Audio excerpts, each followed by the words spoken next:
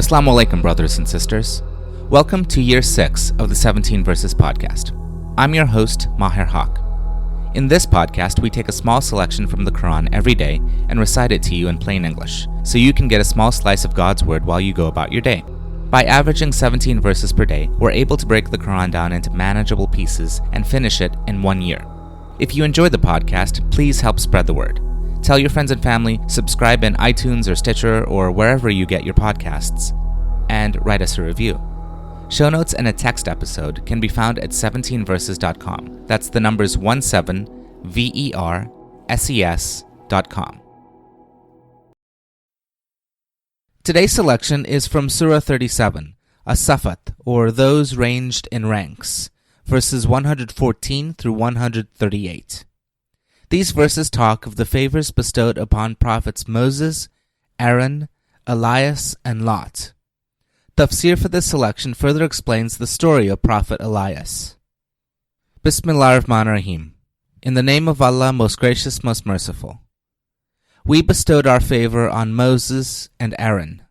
We delivered them with all their people from the mighty distress.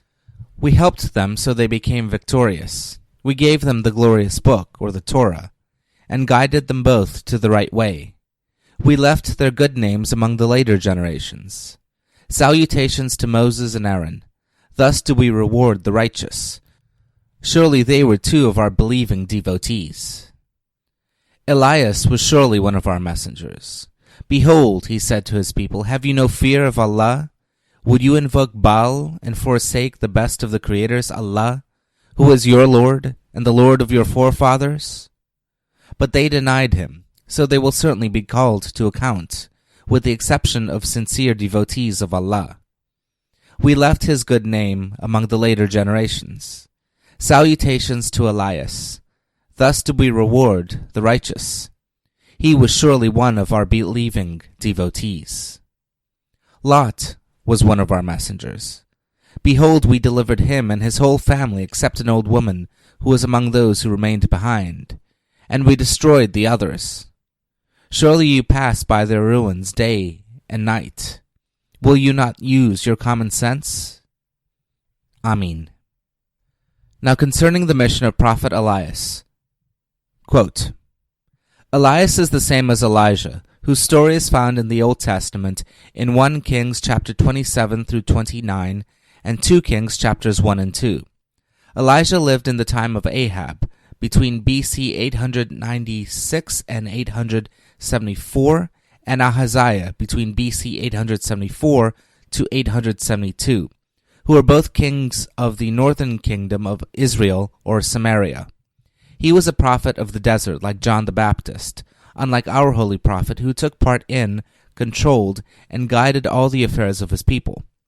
Both Ahab and Ahaziah were prone to lapse into worship of Baal, the sun god worshipped in Syria.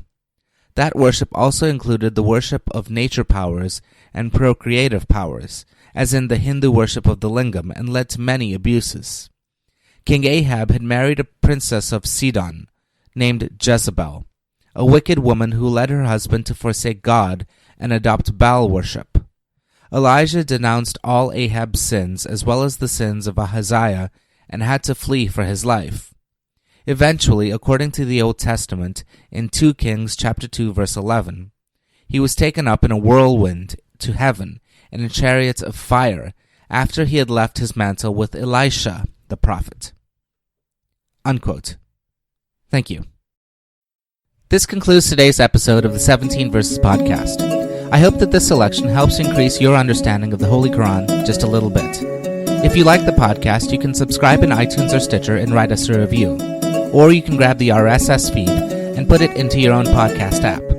The show notes, including a text version of this episode, can be found by going to 17verses.com. That's the numbers 17verses.com. Thank you, and be well.